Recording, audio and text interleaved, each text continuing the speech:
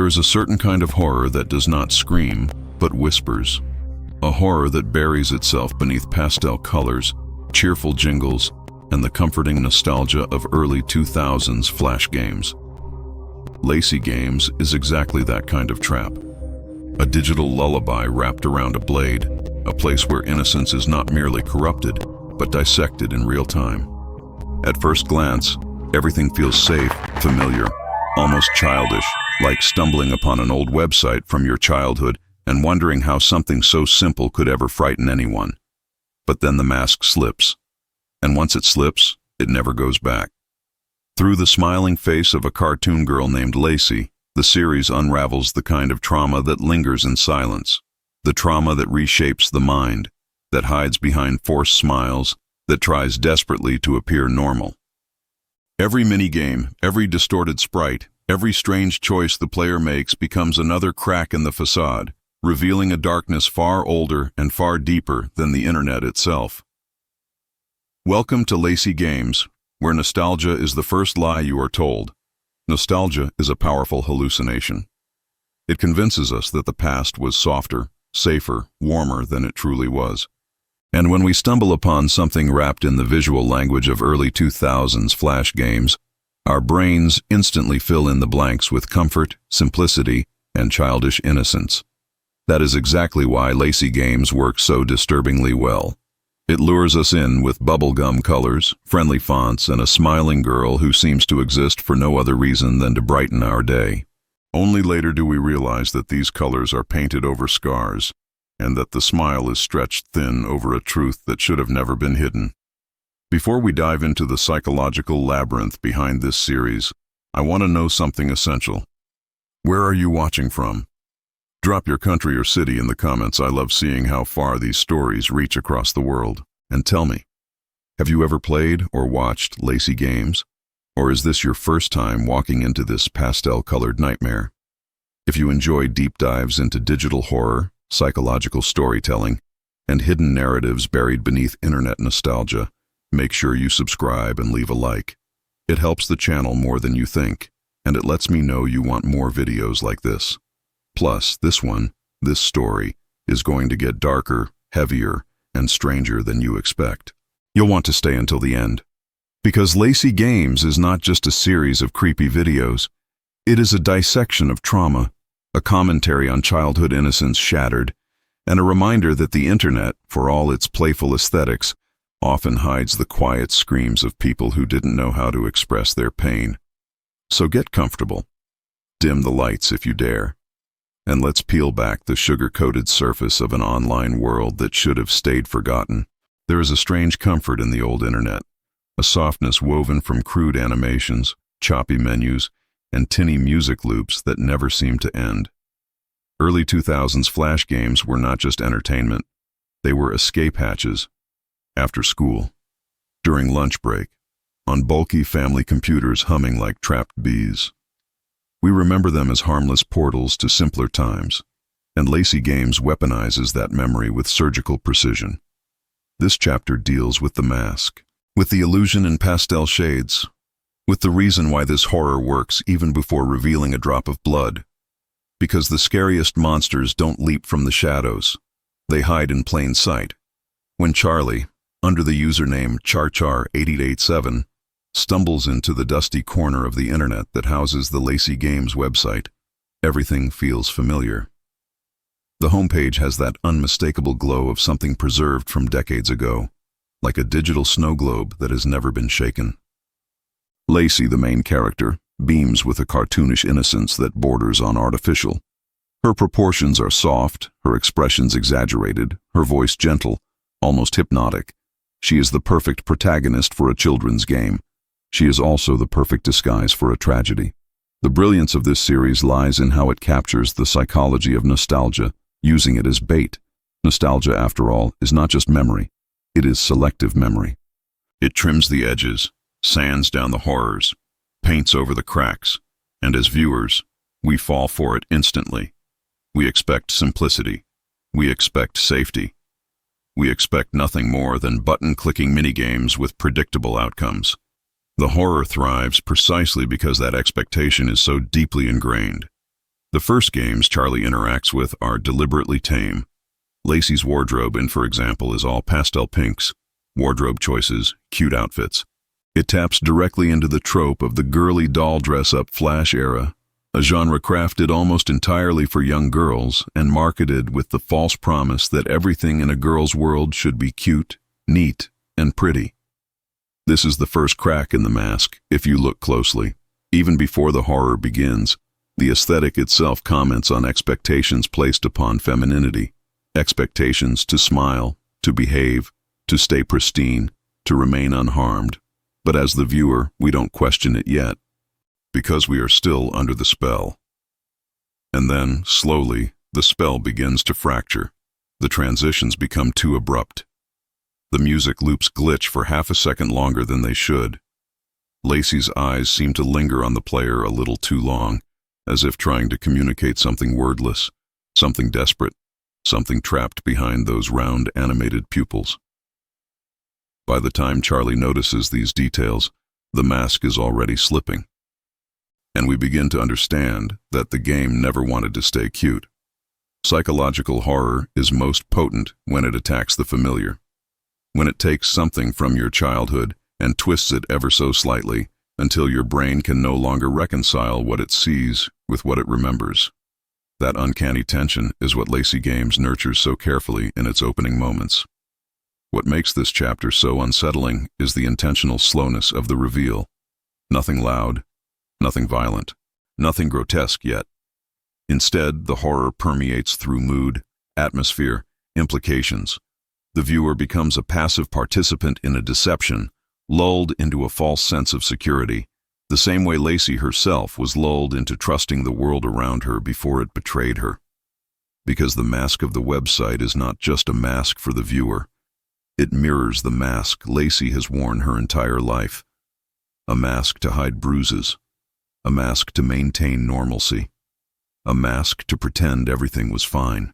The pastel interface represents the emotional suppression of trauma, the forced performativity of happiness, and the societal expectation that children, especially girls, should always be sweet, quiet, and obedient, no matter what storms rage inside them. When the sweet facade begins to crack, we are not just watching a horror game unfold. We are watching a child's psyche fracture under pressure. That is why the first chapter of this series hits with such unsettling power. It is not about gore or shock value. It is about contrast, juxtaposition, the jarring collision between innocence and corruption, between childhood and pain, between the digital mask and the human suffering hiding beneath it. By the time Charlie realizes something is deeply wrong with the website, the viewer has already internalized the creeping dread that innocence itself has become corrupted. The smiling cartoon girl is no longer a character, but a warning, a symbol, a ghost trapped in the glow of outdated code. And so the mask breaks. But what lies beneath is much darker than a glitchy game. It is a story that was never meant to be cute, a story hiding behind ribbons and pixelated smiles, a story waiting to be unearthed, one click at a time. The deeper Charlie wanders into the Lacey website, the more the innocence begins to blur around the edges, dissolving like wet paint. What once felt like a harmless archive of children's games now feels like a maze stitched together by someone whose memories were never allowed to heal. Screens flicker, animations stutter. Lacey's smile twitches with an almost painful effort. It becomes clear, slowly and quietly, that every pixel on the screen is carrying a weight it was never meant to hold. Nothing in this world is random. Nothing cheerful remains untouched.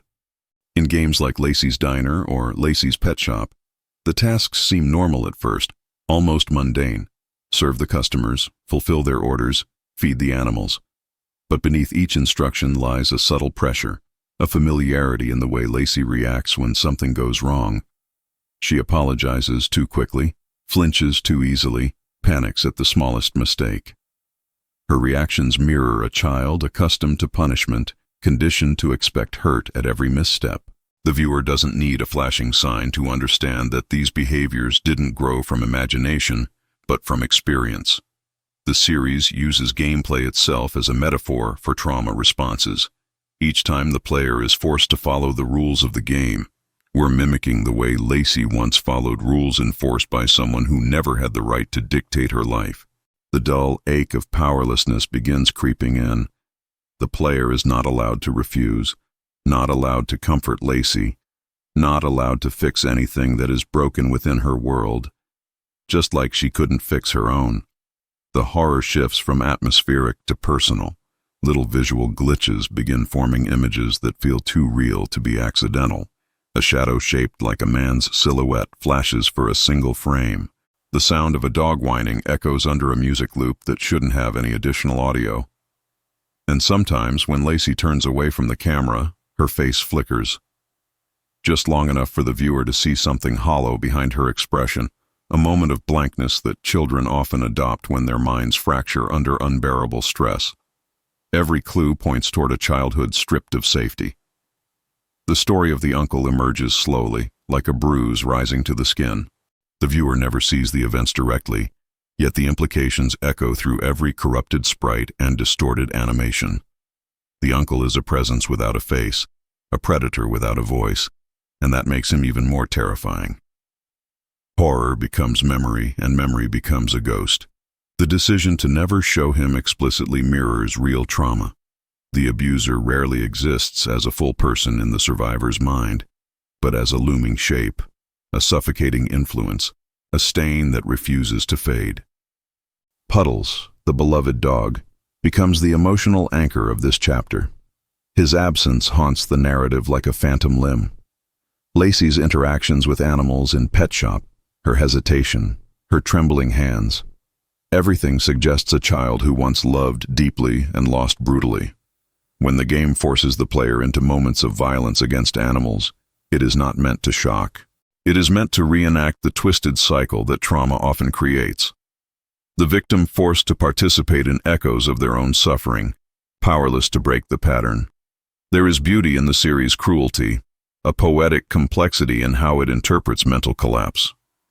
Visual glitches become hallucinations. Distorted sprites mirror intrusive thoughts. Repeating loops reflect cycles of self-blame, confusion, and dissociation. Lacey stops being a cartoon character and becomes a portrait of a child retreating into herself, building an imaginary universe to survive the real one. And somewhere behind the code, the shadow of Rocío Yani appears. Not physically, not directly, but in the emotional residue of every scene. Her presence is woven into the digital seams. Someone who created this universe not just to entertain, but to speak through it, to express what could not be said aloud. Lacey becomes a vessel, a reflection, a mirror. Through her suffering, we glimpse the creator's own. The most haunting aspect of this chapter is how the horror never screams. It whispers. It whispers through repetition, through the soft pleading in Lacey's voice when she fails a task, through the occasional dead-eyed stare she gives the player as if begging for understanding rather than victory. It whispers in the corrupted lines of code, the half-finished animations, the inexplicable distress embedded in the margins of each mini-game. Trauma, after all, is rarely dramatic. It is quiet. It is hidden. It is the silence that makes noise unbearable. As the pastel colors dim and the glitches increase, the viewer begins to realize something unsettling. This is not a haunted game. This is not a cursed website. This is a memory palace collapsing under the weight of the truth it tried to contain. The horror is psychological not because it scares the viewer, but because it forces us to question the stories children tell themselves to survive, and the ones they bury deep enough to forget. By the time the final scenes of this phase unfold, one truth becomes painfully clear. This isn't a game about monsters. It's a game about the things we pretend aren't happening, the things we look away from, the things that turn innocence into ruin. And every broken memory Lacey reveals is another step into a darkness she never deserved to walk alone. There comes a moment in every psychological horror story when the world itself begins to unravel. Not because of ghosts or demons, but because the mind holding that world together can no longer bear its own weight. In Lacey Games, this unraveling happens slowly, then all at once. The pastel colors start to rot. The cheerful soundtrack warps into something metallic, strained, as if the speakers themselves are suffocating. And Lacey, once a bright cartoon girl crafted to perfection, starts slipping through the cracks of her own existence. Every mini-game becomes less about winning and more about witnessing. The boundaries that once separated fantasy from memory begin to dissolve, turning the website into a psychological battlefield where trauma bleeds through broken code. In Lacey's wardrobe, outfits begin appearing stained, torn, or strangely familiar. Clothing that hints at moments Lacey should not remember, moments that no child should endure. Her voice lines glitch, caught between forced enthusiasm and trembling fear. It becomes clear that the website is no longer functioning as a game, but as a subconscious confession. Every glitch is a cry for help rendered in pixels. During certain transitions, the world flashes with distorted fragments of realism, as though Lacey is trying to break character, trying to tell the player something she never had the chance to say. Images of her room, cracked and shadowed, a silhouette standing in the doorway, the muffled sound of a dog barking, then whining, then silent. These are not horror effects. They are memories leaking through the cracks. The collapse deepens when Charlie reaches the corrupted version of Lacey's diner. What used to be a cheerful minigame becomes a grotesque interpretation of survival. Customers no longer look human. Their faces droop. Their limbs are bent as if twisted by unseen hands. They demand food that makes no sense, combinations that defy logic, as though reflecting the chaos imprinted on Lacey's mind. When Lacey fails their requests, she pleads. Her voice becomes raw, childlike, terrified, not of disappointing the player, but of punishment. The terror is too reflexive to be fictional, too sincere to be an act. She flinches, apologizes, curls in on herself as if bracing for impact. It becomes impossible to ignore. This game is reenacting a cycle of fear she lived through long before the website was ever created. Reality becomes a tangled knot.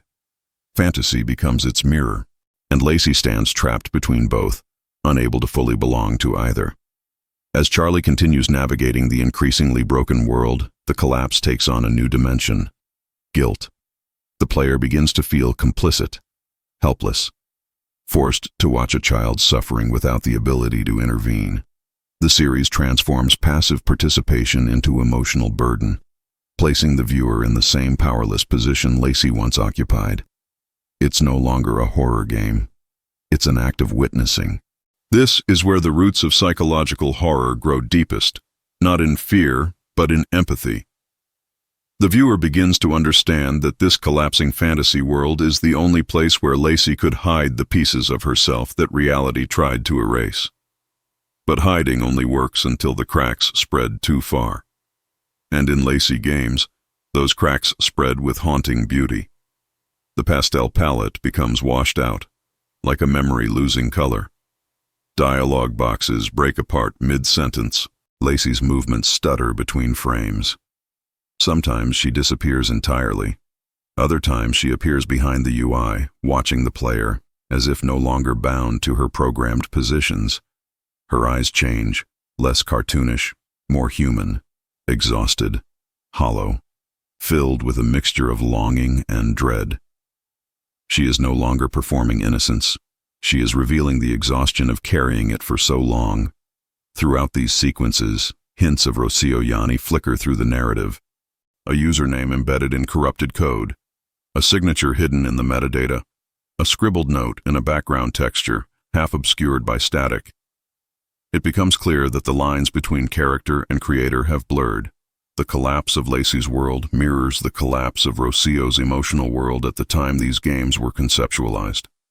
Lacey is not just a character. She is a vessel, a mask worn over memories too heavy to hold alone. The website begins responding to Charlie's presence directly, as if recognizing him not as a player but as an intruder. Pages load slower. Error messages appear that feel more like warnings than failures. Lacey herself begins addressing him, not with cheerful scripted lines, but with fragments of confusion, fear, and desperation. Her voice cracks. She questions why he returned. She begs him not to leave. She asks him if he can see him too, And suddenly, it becomes clear that the collapse is not just happening inside the game. It is happening inside Lacey, inside Rocío, and maybe, in a small way, inside the viewer. The atmosphere becomes claustrophobic, a digital world suffocating under emotional weight. The player becomes trapped, just like Lacey, in a narrative where escape is not a matter of clicking the right button, but of facing the truth that has been buried beneath ribbons and pixelated smiles. When the final moments of this chapter unfold, nothing feels cute anymore. Nothing feels harmless. The website is breaking because Lacey is breaking. Lacey is breaking because her memories are breaking through. And the player is left staring at a child who is no longer animated, but alive in her suffering. The world collapses. The facade dissolves. And Lacey stands exposed, trembling in a universe she never chose to inhabit. There is a moment in Lacey Games when the focus shifts, quietly and almost imperceptibly, from the character on the screen to the hands that shaped her. Up until now, all the horror seemed contained within Lacey's world, her memories, her trauma, her shattered innocence. But as the website continues to deteriorate and the narrative fragments into distorted reflections, another presence begins pressing against the edges of the story. Not a monster, not a ghost, but a creator. Rocío Yani does not appear as a dramatic twist or a sudden revelation. Instead, her existence seeps in like ink bleeding through paper, emerging in the glitches, the metadata, the corrupted menus, the emotional fingerprints left on every mechanic. The viewer begins to understand that the website is not just Lacey's prison. It is Rocío's diary disguised as a playground, a silent confession wrapped in childish graphics. The signs start small. A background texture flickers, revealing a username typed hastily. A menu screen shows a date that doesn't match the timeline of the game. A loading bar stutters, displaying a sentence that seems too raw, too human, to belong to a fictional child. These cracks in the digital fabric are not mistakes, but emotional leaks. They show that the story isn't simply about trauma happening to Lacey. It's about trauma being expressed through her. In many ways, Lacey becomes a mask that Rocío crafted not to hide behind, but to speak through. Trauma often silences people, especially children. Expressing it directly can feel dangerous, shameful, or impossible. But art, even art disguised as pastel flash games, can become a bridge between silence and truth. And Lacey Games is that bridge. The series begins exposing patterns that mirror real-world coping mechanisms. Lacey repeats actions obsessively, reflecting the loop survivors often fall into when processing pain. Her world glitches, echoing dissociation. Dialogue breaks mid-sentence, suggesting memories too painful to articulate. Scenes freeze abruptly, mirroring the paralysis that trauma can cause. And behind these patterns lies the unmistakable presence of someone who knew too well how these wounds feel. When Charlie digs deeper into hidden files, handwritten notes appear. Unfinished sketches. Scraps of abandoned storylines. Messages from Rocío that feel less like game development commentary and more like someone whispering from behind a locked door. Some are tender. Some are bitter. Some are exhausted. All feel real. The fourth phase of this journey becomes a meta-descent, not into madness, but into meaning. The horror transitions from psychological to autobiographical. What once seemed like an exaggerated fictional nightmare now feels like the emotional residue of a person who used this project as a lifeline, a way to channel experiences too terrifying to confront directly. The viewer begins to understand that the website wasn't created to scare others. It was created to save someone, or at least to give shape to something eating that person alive. This gives new weight to every disturbing moment in the series. The blood isn't there for shock. It symbolizes wounds that never fully healed. The body horror isn't there for grotesque spectacle. It embodies a childhood broken into pieces and reassembled into a digital form. Even Lacey's cheerful design feels different now. Not a cute mascot, but a mask stitched with threads of desperation. Many scenes start reflecting this duality. Lacey looks at the player with eyes that aren't just afraid, but tired. The kind of exhaustion that feels inherited rather than self-created. Entire levels play like metaphors for emotional overwhelm. Too many tasks at once, impossible demands, choices that don't matter, outcomes that always lead to guilt. And the player, trapped in the same loops, begins to feel what Rocío must have felt. The crushing impossibility of navigating a world where every path leads to pain. This meta layer is what elevates Lacey Games from a simple horror series to a digital confession.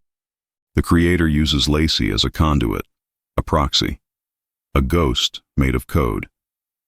Through her, Rocío expresses her own past, the fear, the shame, the isolation, the confusion, the anger, but also the longing for someone to understand, for someone to notice, for someone to see past the mask. That is why Lacey often breaks the fourth wall, staring directly at the player as if searching for recognition. That is why some hidden dialogues sound too real, too raw, to belong to a fictional narrative. That is why the world collapses not only around Lacey, but around Rocío's digital fingerprints scattered across the site. The viewer becomes witness not just to a child's trauma, but to the trauma of someone who grew up carrying it. And this layer of meaning transforms every glitch into a revelation. Every corrupted file becomes a memory. Every broken sprite becomes a scar. Some horror stories invite the viewer to be afraid, but Lacey Games invites the viewer to understand. And understanding is often much more terrifying than fear.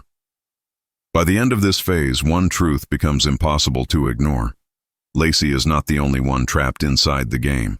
Rocío is still there too, caught between past and present, hiding pieces of herself in the very structure of the website, hoping someone would find them, hoping someone would listen. And Charlie, unknowingly, becomes the first person to hear the echoes. As the final layers of the pastel deception peel away, Lacey Games transitions into a space where endings no longer feel like conclusions. They feel like judgments, reflections, choices that reveal more about the player than about the game itself. Because here, in the final stretch of this digital nightmare, the story splinters into multiple paths, each one shaped by the player's decisions, each one suffused with the emotional weight of trauma that cannot be undone. These endings are not simply good or bad. They are psychological portraits. Each choice echoes something buried within Lacey, something she never had control over in her real life. The viewer realizes, slowly and painfully, that these are not branching paths meant to entertain. They are replays of all the different roads a survivor might walk: healing, destruction, numbness, retaliation, surrender. Some are quiet. Some are violent. All are soaked in longing. The so-called good ending is not truly good. It never pretends to be. It is bittersweet, fragile, stitched together by the faint hope that Lacey might find peace. In this version, she breaks away from the loops of fear. She faces the shadow of the uncle not with violence, but with a desperate reclaiming of self. The colors brighten slightly, not returning to childish pastels, but settling into muted tones of acceptance. She does not forget her pain. She does not erase it. She carries it forward, unchanged, yet finally acknowledged. She walks away, but she walks away alone. This ending mirrors real healing, quiet, imperfect, laced with scars. Then there is the ending where Lacey collapses beneath the weight of her trauma. The website crumbles. Her sprite distorts beyond recognition. Her voice becomes static. She disappears between frames, as if choosing to dissolve rather than continue living inside a world built from memories that shred her each day. This is not punishment, it is surrender. A tragic, heartbreaking surrender. A reflection of how overwhelming trauma can become when someone is left without support, without safety, without even the language to describe what is happening inside them. Another path reveals a version of Lacey consumed by vengeance. This is the ending where she kills the uncle. Sometimes metaphorically, sometimes literally, depending on the interpretation. Her world becomes saturated with reds and blacks. The horror turns raw, almost primal, expressing all the rage she never had the chance to voice. This ending shocks many viewers, but it is not gratuitous. It is symbolic. a fragment of fantasy in which a powerless child imagines taking back control in the only way the mind can conceptualize it. There is an ending even more harrowing, the cannibalistic one, a grotesque, surreal descent into body horror where Lacey becomes something monstrous, devouring the very thing that hurt her. This is not meant to disgust. It is meant to express how trauma can twist identity, how survivors sometimes internalize pain so deeply that they feel corrupted by it, stained by it, shaped into something they never wanted to be. It is metaphor, not shock value. A depiction of psychological absorption, becoming what destroyed you. One of the quietest, most devastating endings is the one where Lacey commits suicide. The screen flickers. Her sprite crumples. The website closes itself. It is not stylized. It is not dramatic. It is heartbreakingly still. This ending forces the viewer to confront the darkest truth of the narrative, that trauma untreated, unspoken, and unacknowledged leaves people isolated inside their own minds. It is not a moral lesson or a narrative twist. It is a cry. A reminder. A reflection of countless real stories hidden beneath forced smiles. Every ending reveals a different side of the same wound. Every ending is a mirror. But the most fascinating part is not the variety of outcomes. It is what they imply about the player, about Charlie, about anyone who steps into this world. The choices are not truly about solving puzzles or achieving objectives. They are emotional Rorschach tests disguised as gameplay. Each decision taps into empathy, discomfort, frustration, or curiosity. Each ending asks, how do you treat a character who cannot defend herself? Do you try to save her? Do you follow the rules even when they hurt her? Do you give up on her? Do you push her toward freedom? Or do you watch the collapse from a distance, believing it is only fiction? This is the brilliance of Lacey Games. It forces the viewer to examine not just Lacey's trauma, but their own response to it. The series understands that horror does not come from monsters. It comes from responsibility. Responsibility to understand. Responsibility to interpret. Responsibility to empathize. The final moments of the narrative, no matter the ending, always circle back to one haunting truth. Lacey was never meant to be a fictional character trapped in a cursed game. She was a vessel crafted to contain someone else's memories, someone else's silence, someone else's cry for help that was too dangerous to express plainly. Rocío Yani hides her voice inside every ending, whispering through the code, leaving breadcrumbs of vulnerability in the darkest corners. What happens to Lacey becomes a symbolic question, one that echoes back at the viewer with unsettling intimacy. What happens to a child no one protects? Who do they become? Who do they pretend to be? How do they survive in a world that mistakes trauma for misbehavior? And how many versions of their story go unseen? The endings are not closure. They are reflections of possibility. They are metaphors for real lives navigating wounds buried beneath layers of silence. And as the screen fades to black, the player is left holding the uneasy truth that there is no definitive ending for Lacey. Not in the game, not in life, not in trauma. There are only choices and consequences, and the quiet hope that understanding her story might help someone else find their own way out of the dark. In the end, Lacey Games is not a story about ghosts, cursed websites, or digital monsters. It is a story about the weight of unspoken trauma, the silent screams buried beneath pastel colors, and the fragile ways people try to communicate their pain when words feel too dangerous. Through Lacey, we witness a child's mind struggling to survive the unimaginable. Through Rocío, we glimpse the creator's quiet confession hidden between lines of code. Through Charlie, we experience the helplessness of watching someone fall apart while being unable to reach through the screen and save them. But the real question is not what happens to Lacey. The real question is what happens to us after watching her story unfold. So let me ask you, what does this tale teach us? Is it a reminder to look beyond forced smiles, to recognize the pain that hides behind innocence? How does this apply to the real world? Do we overlook the signs of suffering because the surface looks cute, harmless, normal? And what about you? Have you ever encountered a story, a game, or a piece of art that revealed more truth about trauma, fear, or healing than anyone expected? I want to hear your thoughts. Share your interpretation. Share your experience. Tell me which ending stayed with you, which moment unsettled you, which idea made you rethink the world outside the screen. If you enjoyed this deep dive, don't forget to like, subscribe, and tell me where you're watching from. Your engagement helps bring more stories like this to light. Until next time, take care of your mind and listen closely to the quiet voices. They're often the ones telling the truth.